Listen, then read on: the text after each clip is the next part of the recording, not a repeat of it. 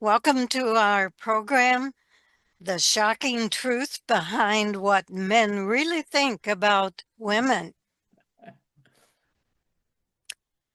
Our author, Sandy Camillo, is one of us, an AAUW member.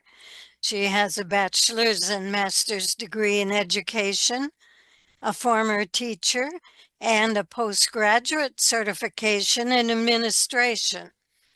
She also served as director, secretary, and governance officer of the AAUW National Board. Sandy is currently the state president of AAUW New York. Well, She President, also was a Midwest resident of St. Louis, Missouri. And I read on her bio, just a side note, when she was a young girl, she dreamed of being the girl reporter, Lois Lane. And so now she has transformed that into writing books. Her first book was The Journey of an Invisible Woman, focused on ageism. She was shocked at age 8, I think. Her mother told her she and her friends would become invisible. And she included her own experiences as a woman being ignored or not seen as valuable. Her second book, The Shocking Truth Behind What Men Really Think About Women, focuses on understanding between men and women. She asked men important questions on an anonymous survey. She reviews the survey results and relates them to historical views related to that particular question.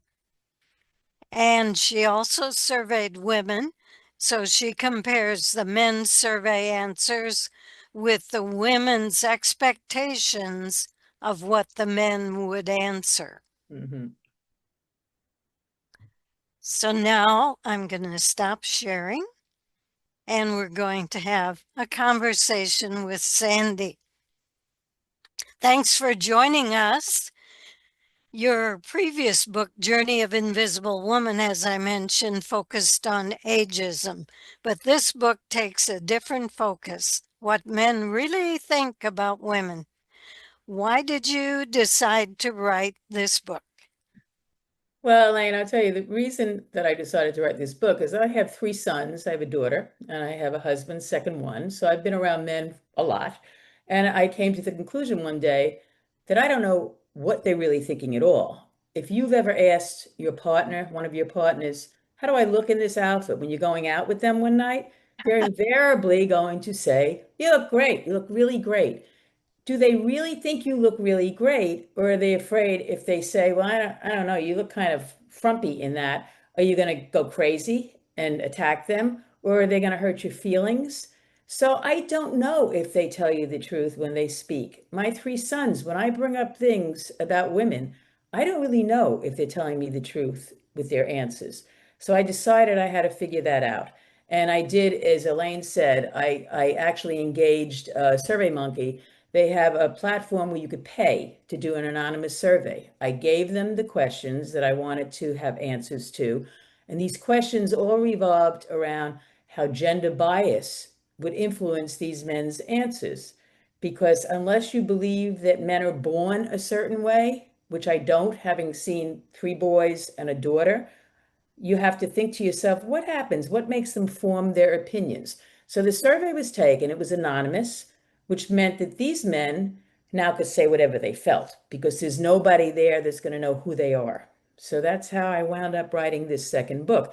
I also realized, things didn't just happen today.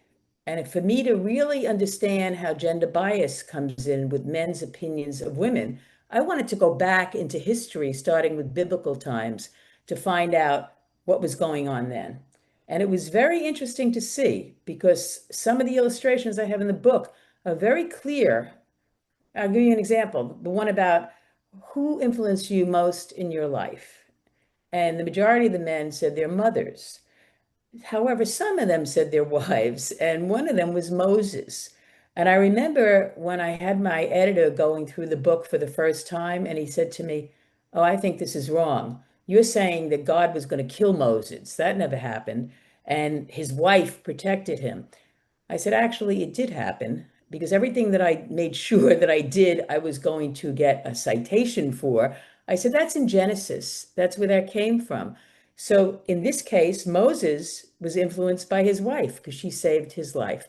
So I wanted to show how throughout history, gender bias, okay, was there. It was always there until I got it to the present day. So that's why I did that with this book. I wondered how you knew that the sample you had in the answers from men reflected men overall.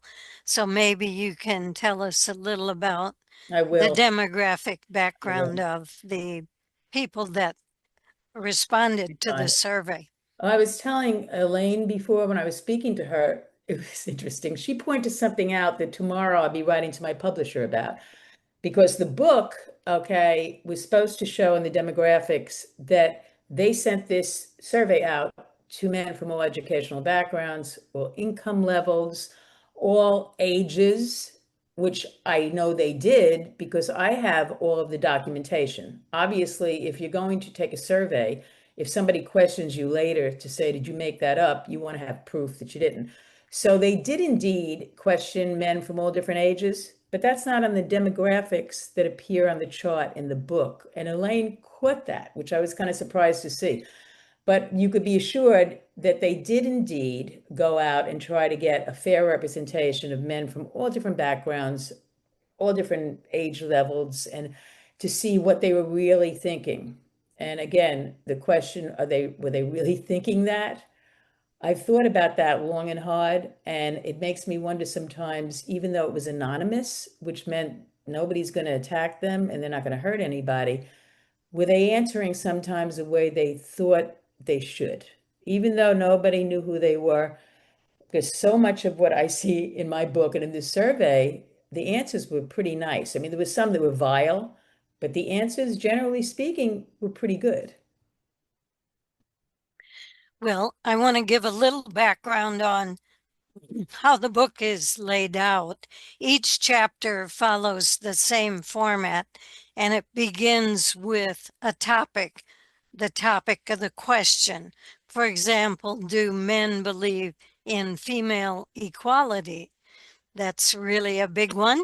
And then that question is followed by a fictional account from three characters, Jim, Buddy, and Noah.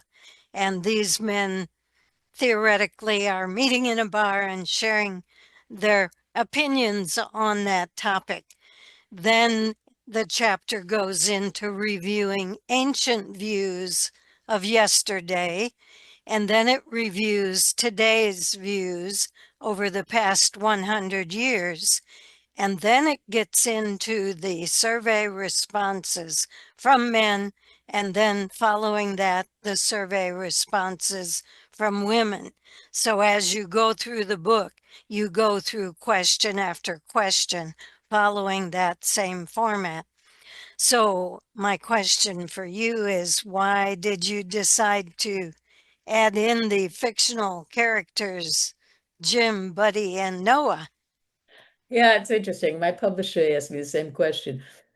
I love research. I'm a real egghead with this. I'll research anything, okay? Because I like to learn and I just love reading about things. So as I was writing this, it was going to be pure research at first. And then I realized not everybody loves research. And quite honestly, you want people to read the book, okay? They're not going to be able to learn anything unless they find it somewhat interesting. That's when I decided to, again, based on men that in the past I've come across, because when you write, you're always going to pull in what you know, okay, when you're speaking personally, and put something in there that would make it a little bit more interesting. And I picked these three men, one of them being a college professor, Ivy League school. You know, I could even see him when I shut my eyes. Another one being a hedge fund man who had the world at his fingertips and had pretty traditional ideas about things. And our last one was Buddy. And Buddy was a member of the Teamsters Union, and I wanted to give him, even though he wasn't real, a chance to speak from his viewpoint and to show why, because he told the stories every time he answered about why he felt the way he did. So that's why I put that in there to sort of give people a little bit of enjoyment while they were learning, because I think it's great to learn, but you also have to like what you're reading.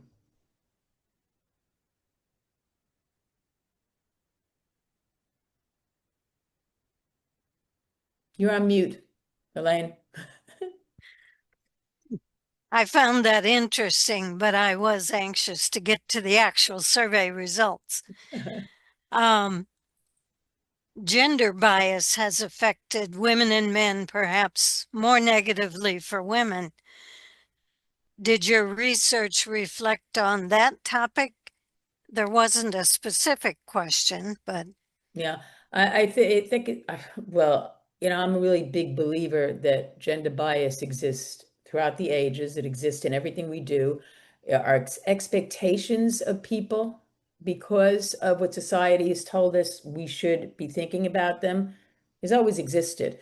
So when I took the different areas, the different time periods in history, I was trying to show how gender bias was there, no matter when you were living, no matter who you were, whether you were a celebrity or whether you were just the average person. And it brought up the question towards the end of my book, okay, which I actually I write a blog on my website every week. And one of the things that I had questioned about was nature versus nurture, like I said at the beginning of this. And where does that fit in? So if you look at something like that, you have to be realistic and think babies are born with, they don't have preconceived notions about anything. Families can really affect how a man or a woman think about themselves and about society. But where do the families, it's like the first cause thing, where do families get their opinions to pass on to their children? From society.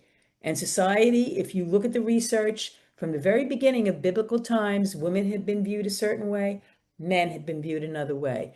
The expectations for women have been one thing, whereas men, other expectations. It's affected both sexes, both genders, all genders, because the idea has always been set in society of what you should be like, what you should think, what you should think about the opposite gender. were there an- were there answers that surprised you or shocked you? Yeah, I was saying this before. I think there was two of them actually, and I'm trying to think back for one moment here. The one that didn't shock me, but it surprised me with the women more than the men, okay, was when we had what is romance, that topic. I never really thought as a young girl or as an older woman that men were particularly romantic. I thought many times they knew they should be romantic because they felt women like that. They give you the flowers, the wine, you get the nice card. But what did they really think about it? And when I looked this up again today to see, okay, some of them again, as I said to Elaine before, were so incredibly beautiful that I thought, do they really feel this way? Or they think they should say it even though nobody's going to know who they are. Smiles, flowers, laughter, tears, chocolate. Two hearts beating as one. Being stung by Cupid's arrow. But then we got the other side of it, okay? Where they said persuading someone for sex, doing things for your woman to make her happy and get what you want from her. I wasn't that shocked because part of me always thought that's why they're doing it, okay? I was shocked with the comments that the women came out with when they were asked, what do you think the men said? Because I think a lot of us probably think that's what the men would have said. And they said things like romance, just enough to get her to sleep with him, a few drinks, then sex, McDonald's in a movie. They'd ask what it is. I mean, that was kind of sad, okay? But at the same time, do you expect that from women, from their life experiences? Maybe you do. So I would have to say that question was the one. And then there was something else in here too. Okay. Oh no, that's not the thing I want to speak about now. I'll tell you about that later. I'll save that. Well, you didn't have a question really about emotions or expressing emotion. Was there a reason you didn't cover that in the questions? Because men typically don't express emotions, and it's Right. part of our culture. And You hit maybe it, it yeah. creates problems for You hit men. it right in the head. And I think that in every one of those questions, okay, when you look at the questions and you look at their responses, a lot of their answers were based on the fact that they didn't feel comfortable expressing emotions. We always hear people say, men don't cry, which is complete nonsense. Men do cry. Maybe they don't let you see them crying, but they're human beings. They cry. Okay.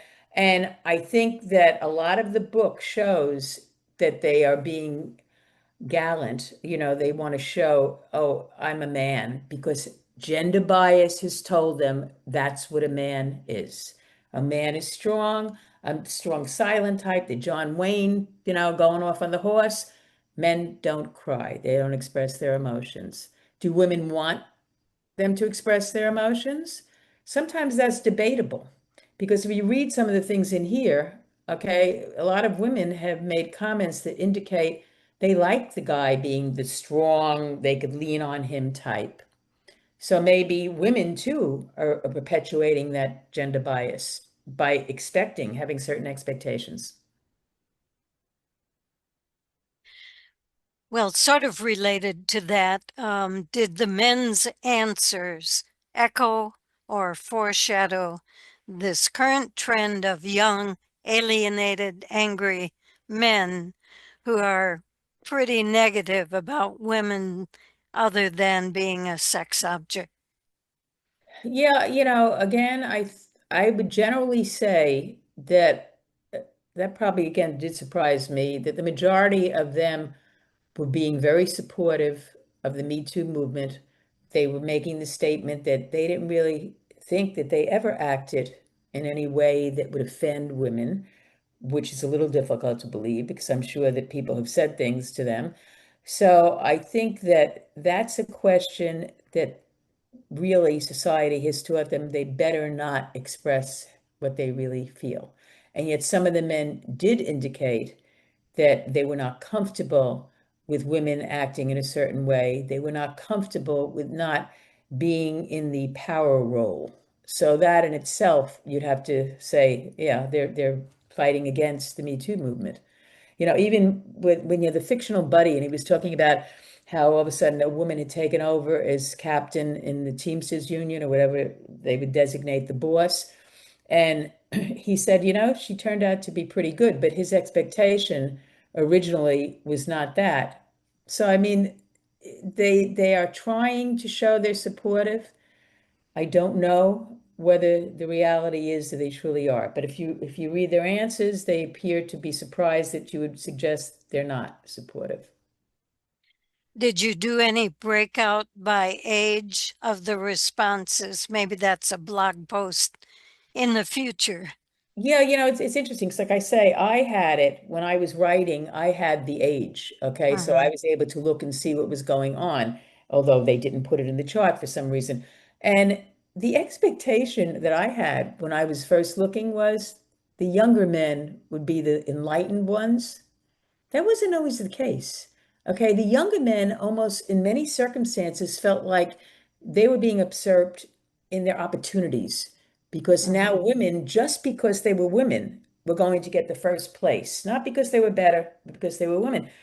A lot of the older men, on the other hand, who had lived a while, were mellow. They were much more mellow on that. So that was a bit surprising to me because I would have thought it would have been totally reverse, which it wasn't. So perhaps they're acting a certain way, but they're thinking something else, the younger men today.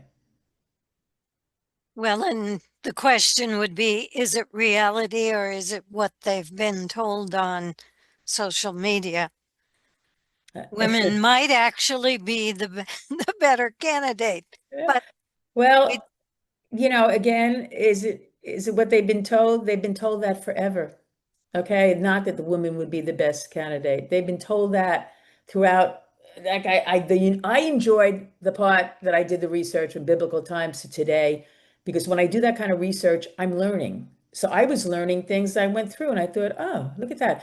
I always knew the 1950s, when you had Father Knows Best, those kind of shows, and the mother had the apron on and she was home.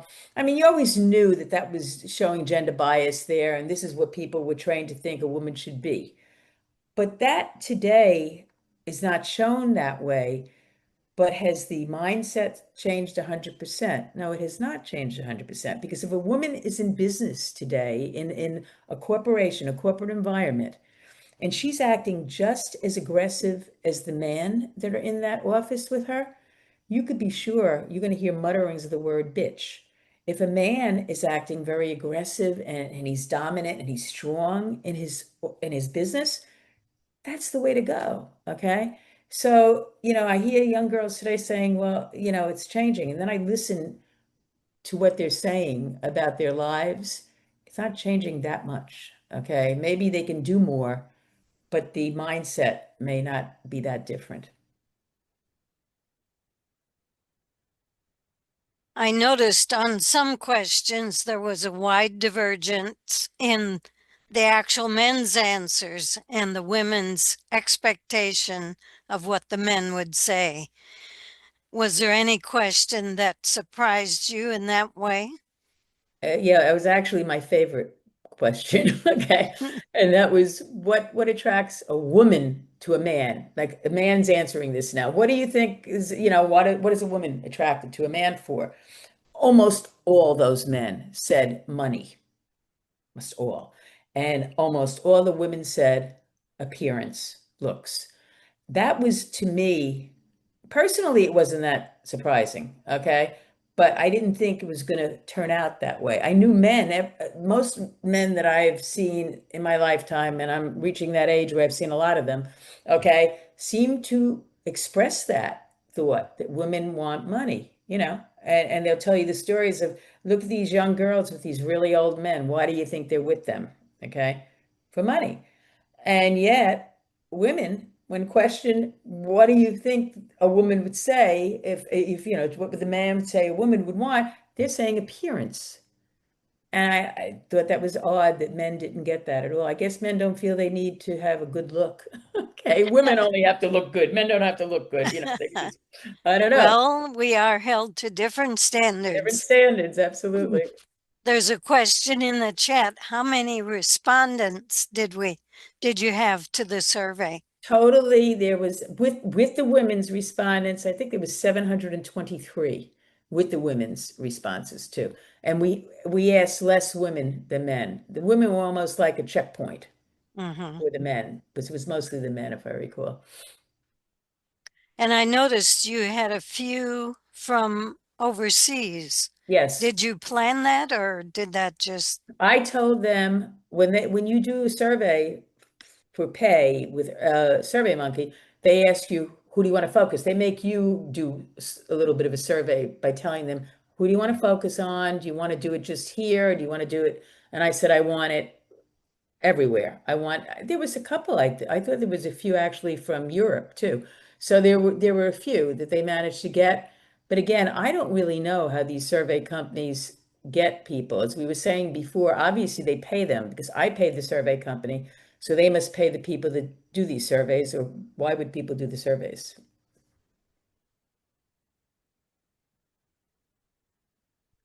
The question that caught my eye, the very first one, asking men if they believe women are equal to men in all characteristics. And 76% of the men said yes, which surprised me. And then the women, their projection of the answer was 21%. So I kind of thought there's a big reality gap here. the behavior is a lot different sometimes than what the thoughts are. And perhaps you have to stop and think for a minute. Perhaps their concept of what equality is different. Men think of it differently than women do. Maybe men Hmm. think they are, treating women as if they're equal, and yet women are not perceiving it that way because we're living it. That's why. Right. Well, what audience did you expect to read your book, and what were you hoping they would take away from it? This is what I hoped, okay? And I was glad to see I was telling Elaine that Gloria Blackwell, she endorsed the book. Like if you do it on Kindle, you won't see the endorsements. And Gloria, okay, endorsed it 'cause she felt it was a good bridge, okay, between men and women to have women understand men and vice versa. I had a lot of endorsements from men, which I thought was very interesting. And I wanted that because how can the two, genders understand each other unless they're communicating? And what I would like to see is women read the book and then say to their partner, I want you to read the book and I want to talk about the questions with you and discuss it. Because again, it's going to be hard when you're face to face with somebody and, they don't want to be insulting men when they speak to you, but maybe it'll get them thinking and it will open a form of communication. That's what I'm hoping will happen. I'm hoping that it'll have that ability. Well, we've all heard about the likability trap for women. We've seen it with a lot of women candidates being assertive. They are not appreciated. They're Mhm. called names. Mhm. Did any of the questions touch on that attitude about women's characteristics, what's Oh, attractive and yes, yes. what's not? And I think you'll see that in the chapter where it speaks about, how would you feel if a woman was earning more money than you, was supporting you in that chapter? Because in that chapter, some of them are really funny when you really, I think back. Some of these men would say, "No, I don't care. I don't care as long as she didn't lord it over me." Okay, and that was the big thing. As long as it didn't become power for her, so she could certainly support me. I would love that, or earn more money than me, but I wouldn't want her to use that as something that makes her more powerful. And I even did that in the hedge fund guy because his wife was going back to work and he couldn't understand it because he said, I make so much money. Why would she do that? Okay. He could not understand she's doing it because she wants a purpose and she wants to achieve something. That is something that is beyond the imagination of some of these men. And again, it's because a lot of them have been taught a woman's place. And there's nothing wrong with this if a woman wants to do it. A woman's place is in the home, raising children, cooking, and cleaning. Now, if that's what you like, God bless you. Okay. It's like I always say to people, if you want white hair, go for it. Okay. But nobody should tell a woman that she's got to do something or that this is her role. And I think that that's sometimes what we see happening. Okay. And men get so used to that because it's always been that way.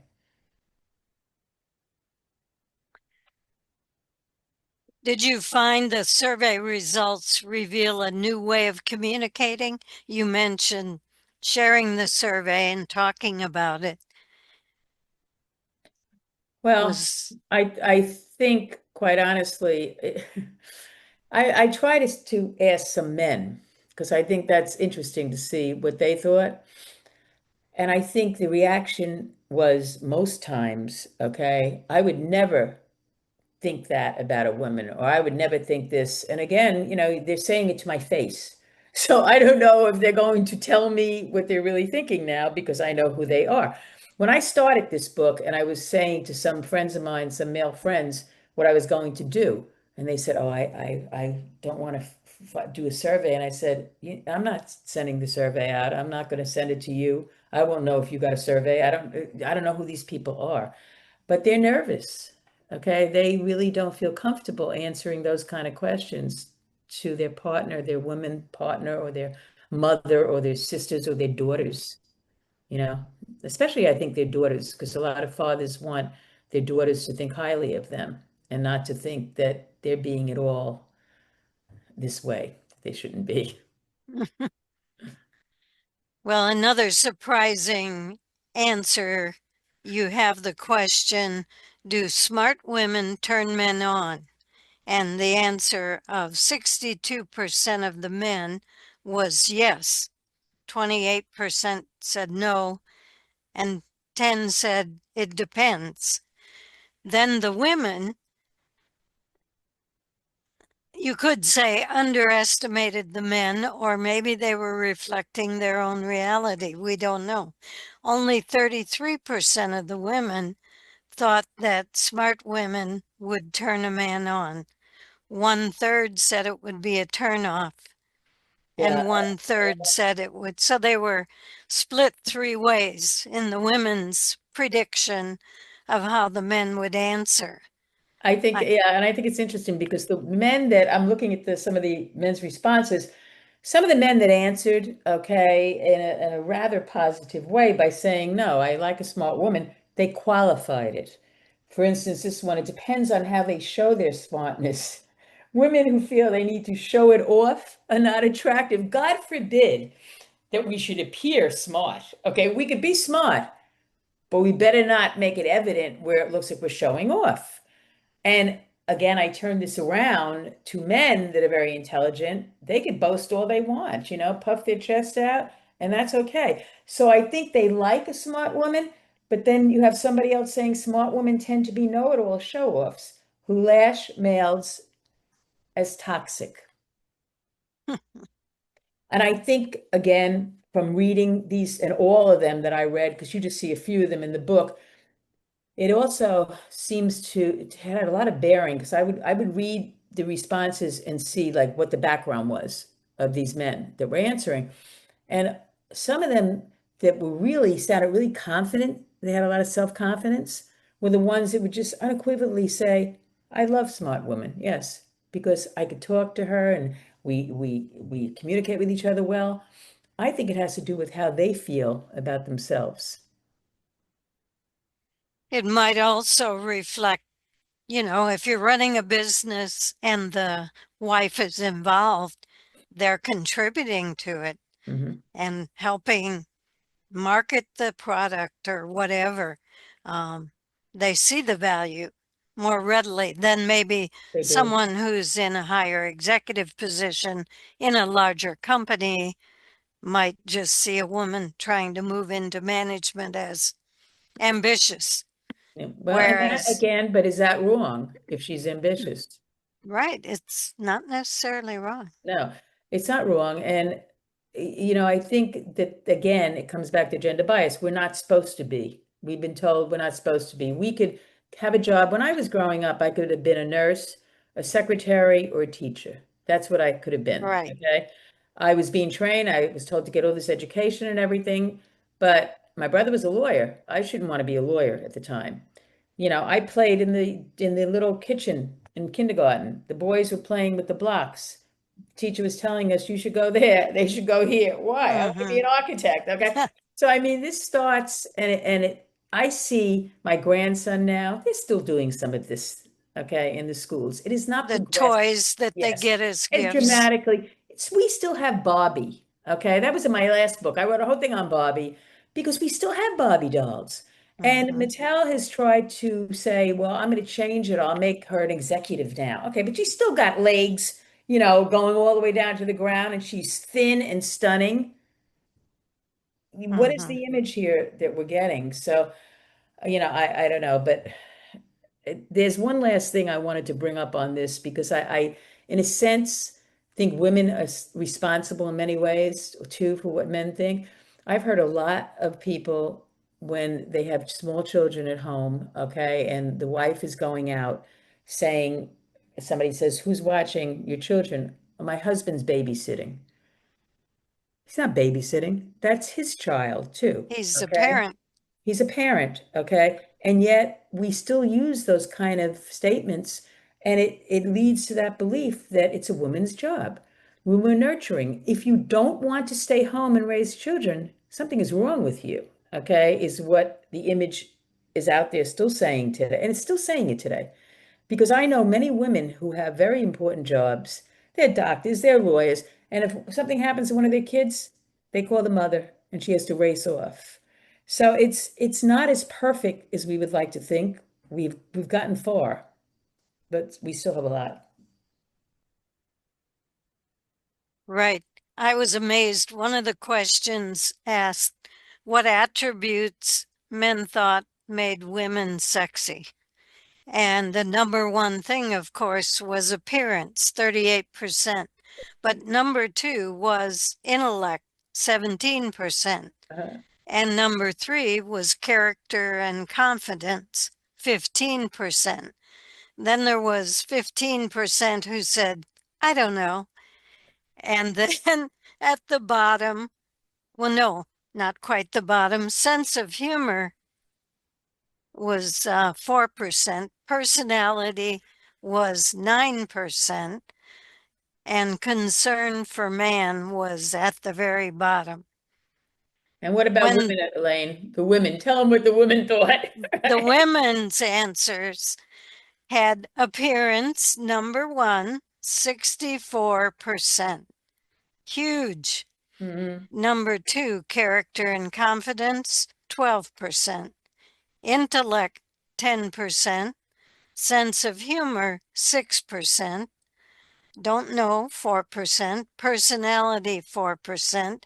And concern for man, 0. Yeah, So that was the women's perception of how the men would answer. yeah, So appearance, they thought, is really the big number one. Over half of the men would respond. And according to the men, it's not quite that bad. It was about uh, 4% put appearance number one and intellect number two. but Elaine, if you noticed, almost on all these questions, the women were not as generous with what they were saying the men would have said, okay, as the men Right, apparently. The men are coming across, and again, it was anonymous. I mean, they could have said anything they wanted to say, and some of them did, but it makes you wonder if they are so, it's so ingrained in them nowadays, right now, that you shouldn't think that. Okay, so even though gender bias has been going on forever and it's still going on, they have a little bit more knowledge now that maybe they should not be even thinking it themselves, you know? right. Well, one of the reviews of your book said the positive point of this book, men are not nearly as sexist and misogynistic as women see them, perceive them to be. So um, that reviewer said we're kind of making too much, we're playing the victim, or we're making too much about this, the attitudes of men and seeing it darker than it is. What, what do you think? Do you have a reply? Well, quite honestly, if you look at what these men said in this book, okay, you would tend to think they're not as bad as all that. But if you look at the reality of what actually goes on in places of employment, okay, in relationships, I don't know, and I'll throw this out there to all of you on this call right now. I don't know how many of you still feel that you're responsible for taking care of the home. And even if your children are grown, that you're the person that is more involved with your children. But I looked at all these research questions and I've looked at the surveys, and they indicate something quite different from the women. They indicate, and that's why when you're looking at the women's responses, they're saying it's not all great, okay? That we still are in a situation here that needs to come out a different way. So I think that as great as this might have sounded, I hope that it means that there's enough men that even if they're thinking something else, that they know enough not to behave that way. Maybe we're going in the right direction with that. You know, And they're becoming better models becoming for the better. next Yeah. generation. But you asked another question, which I hope you don't forget it at the end, because I'm dying to answer that question. Oh, well, What I want to check is it? whether I don't see any more questions in the chat. So Yeah. I'd like to encourage everyone to put your questions in there or raise your hand. We'd like questions from the audience. And you're going But to answer this last one. my last question is a little political. No, Are no, you it's not. It's not political. It's about the man. It's about the man. are you surprised that the current vice president is endorsing a traditional submissive role for women, including not voting? Okay, now I want to start by saying something that he he just, current vice president just uttered these words. Women working long hours leads to the path to misery. Okay. Keep that in mind. That's what he's saying. And yet, his wife, okay, was a very powerful attorney in a law firm up until July of 2024. She also, I think, clerked for Roberts and one of the other justices at one point in her career. Oh, Okay. She is indeed what you call a power attorney. yeah. It's one of the articles I read about her said, I think it was 2 weeks after giving birth, she was back at work. This does not sync with what Hmm. he's saying. So the only thing you can interpret this to mean is this is political. This is political in that sense because he knew what he has to say in order to get to where he wants to be. Because how could he be married to somebody where they have children and she just stopped conveniently when he was running? He was a candidate, okay, being in Right. that position. But by the same token, you have to look back at Hillbilly Elegy, the book that he wrote. Hmm. And I actually saw the movie, which was it was unreal, okay, to see. His mother was a drug addict. She was a nurse, but she was a severe drug addict. She was promiscuous. She had men coming in and out of the house all the time. That's definitely going to lead to a certain impression on a son, especially since he wound up having to take care of her a lot. So what does that say in his eyes about women? They're weak. So he's got this mother over here, okay? He has this wife, very powerful. What does he really think? I tend to believe he couldn't be married, have children with this woman, and her have that powerful a job and believe that sentence that he said. Women working long hours is the path to misery. So that's my answer to that. But I was dying to do that because I wanted to research him a little bit more to see. Because again, political is all right. Partisan is not. We're not partisan. We can't be partisan. We lose all of our IRS stuff. But this is definitely a political thing here. Okay. And when somebody's making those kind of statements, it makes you wonder. Okay. But it's also a public policy issue related to the so-called SAVE Act, which wants to make it more difficult. Well, the rationale for the SAVE Act is to document your citizenship by proving that you were born here. And to do that, you're going to need your birth certificate. And how many women's current names match their birth certificate? So it's kind of like a poll tax. They're going to have to pay for documentation of marriage and name change and all of that to register to vote if they're new voters, and to, if you're just moving, if you're making any change in your voter registration, you're going to have this documentation. Or you could pay, I don't know, 170 and get a US passport. You could use that.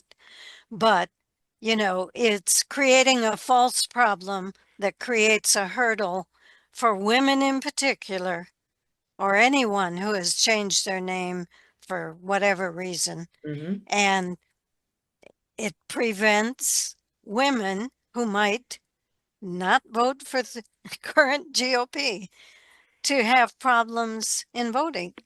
It's kind of like the education test for new voters in the South. It's a handicap that mainly applies to women. It might apply to new citizens who have become citizens because they weren't born here as well, but they are valid citizens. So anyway, it's obviously an issue of access to voting that AAUW definitely cares about. Now Absolutely. let's look at the chat. How does the book compare to Men Are from Mars, Women Are from Venus? That book, I think, was written in the 1950s. It's funny that you should bring that up because when I had to put a proposal out to publishers, you have to give them like a 5-page presentation, and you have to bring other books that are similar to this in there. And during the time that that was written, okay, it showed what was going on right during that time. It did not do that research, biblical, the whole bit and everything. It wasn't a survey. It's quite different. The subject matter sounds like it's the same, but I had to show why that book is different, why mine is different. They don't want you just putting a book out that's the same book. Okay, here's an interesting question from Judy. In my experience, older men are more encouraging of women's empowerment because they have daughters that they want to succeed. Again, if you looked at that from an age Yes, perspective, were yes, yes. you able That's what to I see? told you. Yes, that's what I said before. I was surprised because I expected it to be the other way. Okay, when I was looking at the younger men, and I thought, well, they're going to be really with it now because, this is the new generation and everything. No, they're starting to feel, the younger men are starting to feel that their place in society is being usurped. Okay, you have now, you know, I forget there's a name of a group that's really quite virulent against women because women are getting everything now and we're getting nothing. They're taking out of the mouth of babes, so to speak. So I saw that when I was looking at the ages, that the younger men weren't the ones that were saying, I'm supportive of women getting ahead. I don't look at a woman just as a body because a lot of them, like when we were speaking about what's sexy in a woman, it was breast. It was always breast. Okay. It makes you wonder, they have mommy things in their mind, or why are they all feeling that way? But the older men weren't even saying that as much as the younger men. So I think that it's not we're thinking, oh, it's going to change with the younger guys. I don't know. I don't know if it's changing that much from what I'm seeing in this with this research. And it was a lot of answers that they gave that I had to go sift through to try to find Mhm. interesting ones to put out there. Well, we've read research that indicates men will apply for jobs if they meet 2 out of the 10 qualifications, whereas women always wait until they've achieved all the qualifications. Perhaps they're just meeting a new level of competition Hmm. that they didn't have before. They didn't have before, but plus I still think that men have more self-confidence because they've been told they can do it. Okay. Hmm. And women are still fighting to get it done. Right. And they've been kind of told they're entitled Oh, in yes. some Oh, cases. yes. They're definitely told they're entitled. Yeah. Let's see. Was there anything else that surprised you the most in your research? I know we already talked a Yeah. bit I about mean, that. yeah, I was surprised actually. Certain things like when you're going through and you're trying to get examples for each question from every era, okay? The one about Queen Victoria, she was absolutely vile. Here she was the queen, right? So you would think that she would want other women to also get ahead. And at one point, she made the statement saying, we have to come down against these women who want women's rights. So, I mean, something like that shows you women are not always supportive of each other. And throughout history, it showed that they weren't always. Then I looked at something with Elon Musk, who I always thought was, so self-assured and he's got billions and billions of dollars, and he must have grown that way when he was growing up.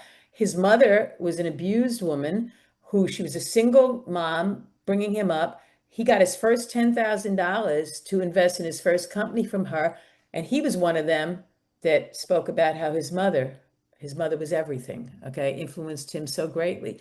So, I mean, the more that I started doing research and I was reading about different things and time periods, the more, Valentino, Valentino, okay?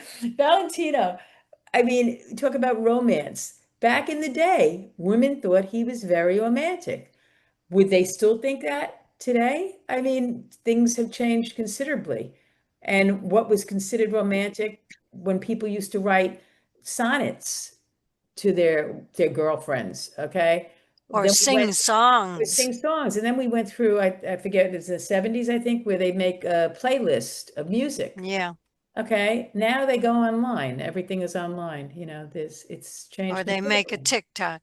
TikTok, the romance has changed considerably, and it's hard for men who've been taught, okay, you don't show emotion to show emotion and to understand that women like that. Most women do. Not all women, but most women do.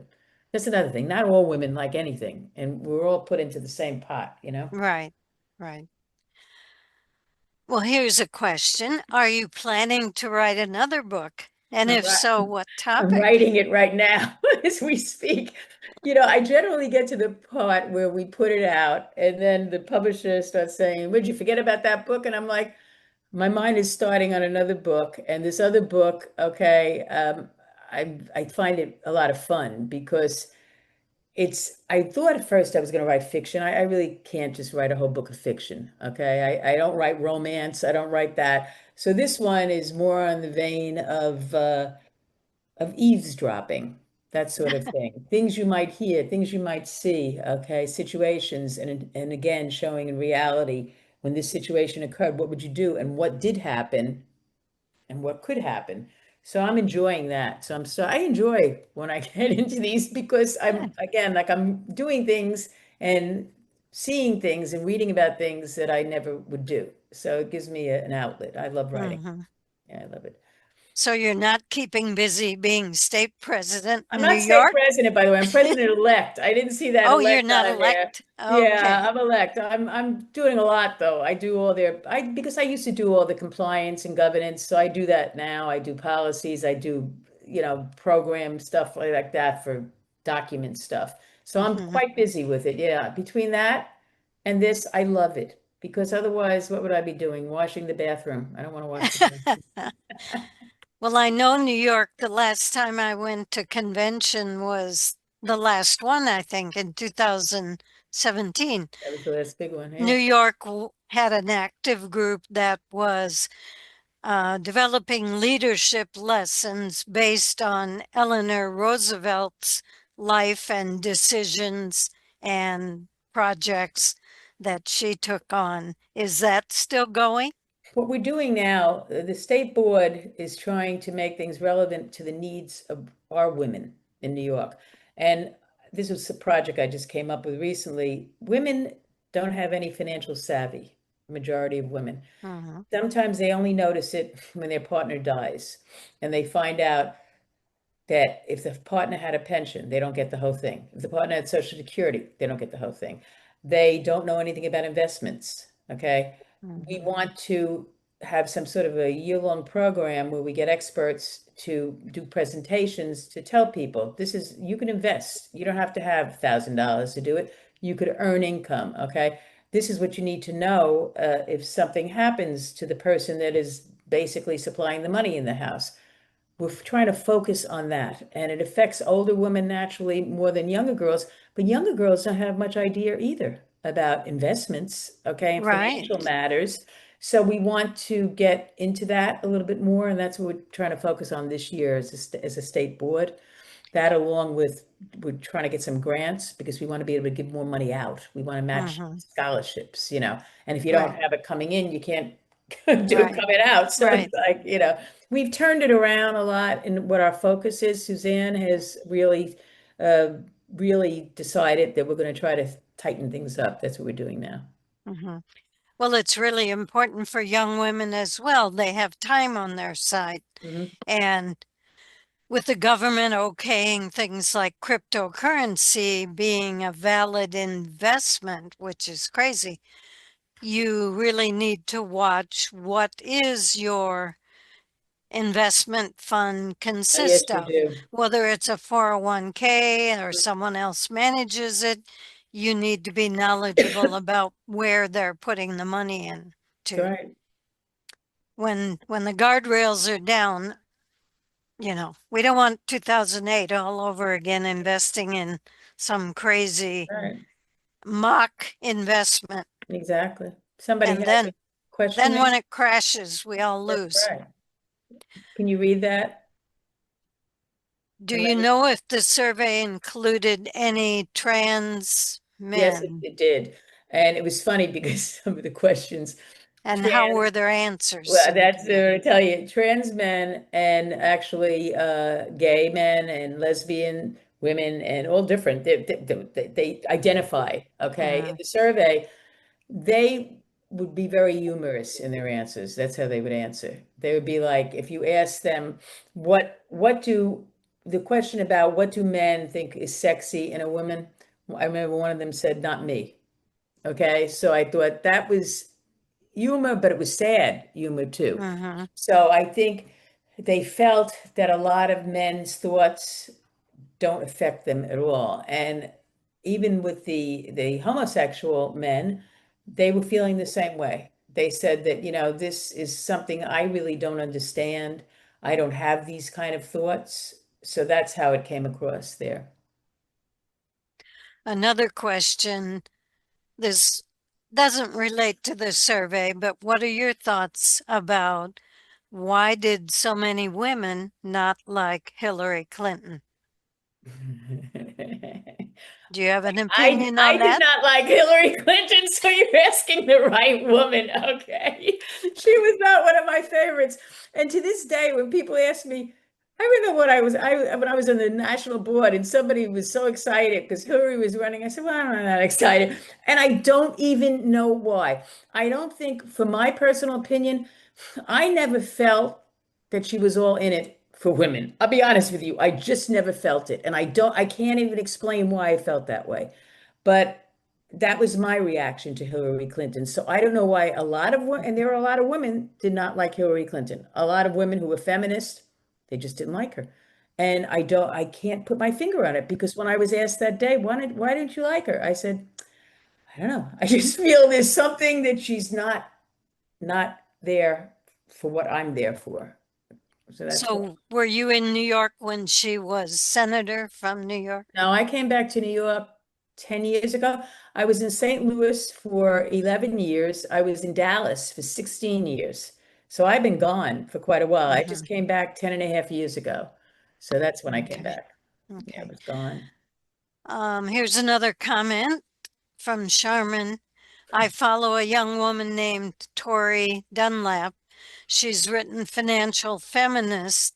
Her whole theme is growing wealth to smash the patriarchy, Ah, starting investing thanks to her. Carmen, So send me that name, please. Text me that name. I want her. I'm going to contact her. It's the very helpful. contact for Tori Dunlap. Very, very helpful. I want to reach Well, out and to her. National AAUW has what's it called? Smart money Yeah. that addresses that very thing about being smart about the money you have and making it work the most for you, even as a young person.